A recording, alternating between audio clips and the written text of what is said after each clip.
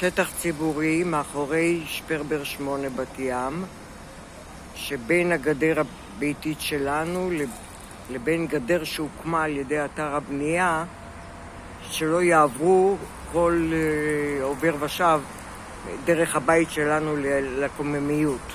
אתר הבנייה פה בנה בפשרה עם העירייה והגיטנו, מכיוון שהם חסמו את המעבר לקוממיות, את הגדר הזה, כי כל בת ים הייתה עוברת דרכנו. השטח הזה הוא מלא נשורת עלים,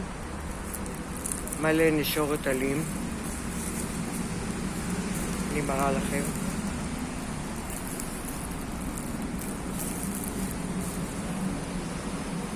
ויש כאן עץ שכמה ענפים שלא מתו, והוא שפוף בענפיו, וכל מי שעובר זה מסכן אותו, וזה שטח של העירייה, מן הסתם.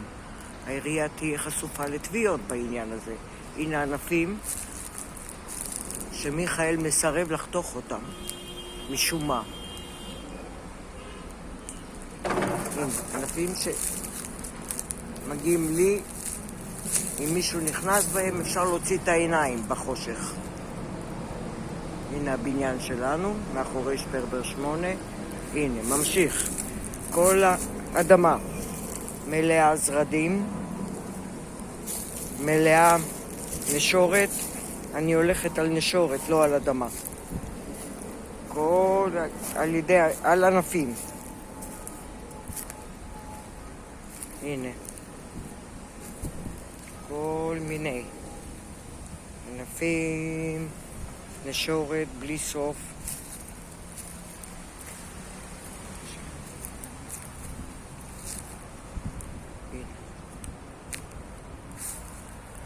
לכלוך, ניילונים,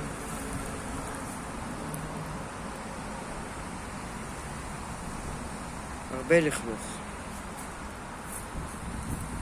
בגוף האימייל אני מפרטת את התלונות שלי שנמשכות כבר יותר מחודשיים, וטופל בחלקו הקטן ביותר.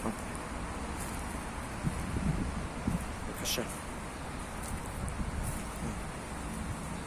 בת ים עוברת מכאן דרך הבניין שלנו אל הקוממיות, והגדר הזו מן הסתם רק כדי לחסום את המעבר. לא שהם בנו אותה כל כך טוב, כי עדיין השאירו פרצה בסוף ועדיין עוברים. אבל מה שקרה הוא פה שטח מת שהעירייה לא רואה ועושה הרבה צרות בקשר אליה, לנער מעצמה אחריות. בבקשה, תראו את הענפים. שמש ככה, רגע.